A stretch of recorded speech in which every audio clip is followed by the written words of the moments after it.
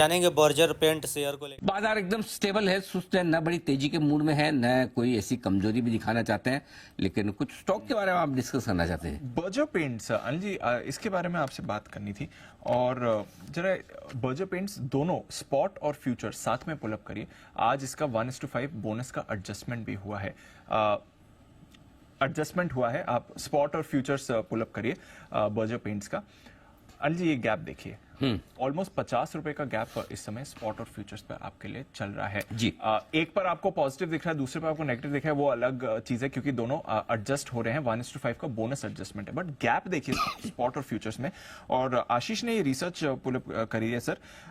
सितंबर series में आपको करीब 50 पॉइंट्स का गैप दिख रहा है। अक्टूबर और नवंबर फ्यूचर्स भी अगर आप पुल अप कर सकते हैं, स्पॉट को साइड में रखिए, अगर आप अक्टूबर और नवंबर फ्यूचर्स भी साथ में दिखा सकते हैं, वहां पर भी अगर आप देखें तो 60 से 70 रुपए का आपको डिस्काउंट दिख रहा है फ्यूचर्स में। ये चल रहा है सर, और पिछले कुछ दिनों से ये डिस्काउंट बढ़ ही रहा है।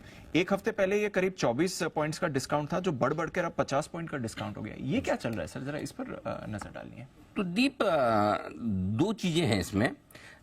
एक तो डिस्काउंट बढ़ने की वजह यह होती है कि अगर आप कैश मार्केट में डिलीवरी बेचना चाहते हैं, ठीक है, लेकिन नहीं बेच पा रहे हैं, उसको फ्यूचर में बेच रहे हैं, तो फ्यूचर आप नीचे बेचेंगे। और या अपने गेंस को प्रोटेक्ट करना चाहते हैं तो आप फ्यूचर बेच देते हैं कि आपको फ्यूचर में कभी आगे की डेट में डिलीवरी आएगी, उस डिलीवरी पर आप बेचेंगे, लेकिन बेचने के लिए वो डिलीवरी आने में टाइम है, तो क्यों ना मैं अभी बेच दूं और मैं अपना प्रॉफिट प्रोटेक्ट कर लूं।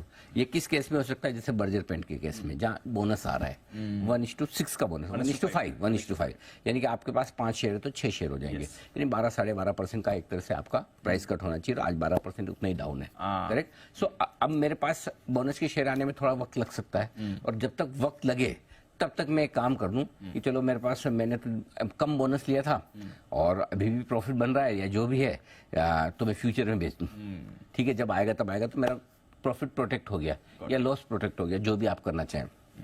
दूसरा, कई बार क्या होता है कि अगर आप अच्छे खासे गेंस में बैठे हैं, ठीक है, और आपको लॉस चाहिए, इस बार प्रॉफिट बहुत लोगों का है, तो अगर आपको लॉस चाहिए, आपको सामने प्रोटेक्ट भी करना, तो आपने बेचा है, तो आपका एक बार के लिए लॉस बुक हो गया, तो पुराने गेंस के सामने आप लॉस को, शॉर्ट टर्म कैपिटल लॉस ले सकते हैं, तो आपका उतना टैक्सेशन बचता है। लेकिन ये दो चीजें जो करते हैं जनरली बहुत स्मार्ट लोग और बहुत एक्टिव वो HNI इन्वेस्टर्स, जो पूरी कैलकुलेशन लगा के बैठते हैं कब डिलीवरी आएगी कब नहीं आएगी। बाकी ज्यादातर लोग तो साल के अंत में भी नहीं सोचते कि टैक्स कैसे भरना है, कितना भरना है। सौदा करने के पहले तो बहुत सेवी इन्वेस्टर होते हैं, वो टैक्सेशन के बारे में सोचते हैं। तीसरा कारण जो हो सकता है, जो बड़ा कारण आमतौर पर होता है, कि आप किसी स्टॉक को लेकर कोई नेगेटिव खबर सोच रहे हो जो आ सकती है, और वो नेगेटिव खबर आने के पहले ही आपको लगता है कि मुझे बेचना है, और बेचना है तो फिर आप डिस्काउंट पर बेचते हैं।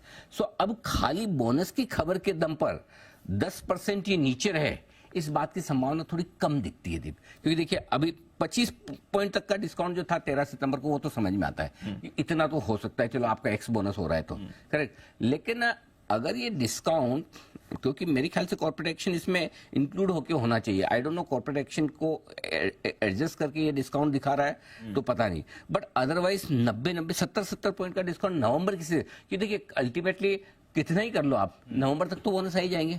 नवंबर की सीरीज में डिस्काउंट देने का क्या मतलब? अक्टूबर की सीरीज में 65 पॉइंट डिस्काउंट का क्या मतलब? तब तक तो आपको बोनस मिल ही जाना चाहिए, बोनस मिलने में इतना टाइम नहीं लगता। तो थोड़ा सरप्राइजिंग है कि आगे की सीरीज में इतना क्यों डिस्काउंट है। इस सीरीज का डिस्काउंट समझ में आता है, तो क्या कुछ बर्जर को लेकर कोई आप उम्मीद ये करें कोई खराब खबर, ऐसा तो क्या आ सकता है जिसकी वजह से बर्जर इतना नीचे ट्रेड करे? बट इसका मतलब क्लियर है कि नवंबर सीरीज का डिस्काउंट मुझे ज्यादा सरप्राइजिंग, शॉकिंग लग रहा है। इस सीरीज का तो चलिए ठीक है, थोड़े बहुत एडजस्टमेंट की वजह से हो सकता है, बट नजर रखनी चाहिए, स्टॉक बहुत इंटरेस्टिंग हो सकता है, बहुत इंटरेस्टिंग स्टॉक है बिल्कुल। और इस बार हम रोल ओवर पर भी नजर रखेंगे, किस तरह के रोल ओवर्स होते हैं। ठीक है, कच्चा तेल ऊपर है, ये है वो, तो कच्चा तेल ऊपर होने से ऐसा थोड़ी खाली बर्जर पेंट ही गिरना चाहिए, फिर गिरे तो एशियन पेंट भी गिरे, फिर गिरे तो बाकी सब भी उस तरह का एक्शन दिखाना चाहिए, फ्यूचर्स उनके भी खराब होने चाहिए, वैसा है नहीं। सो आई थिंक थोड़ा कुछ इनसाइड है इसमें, कुछ ना कुछ मामला कुछ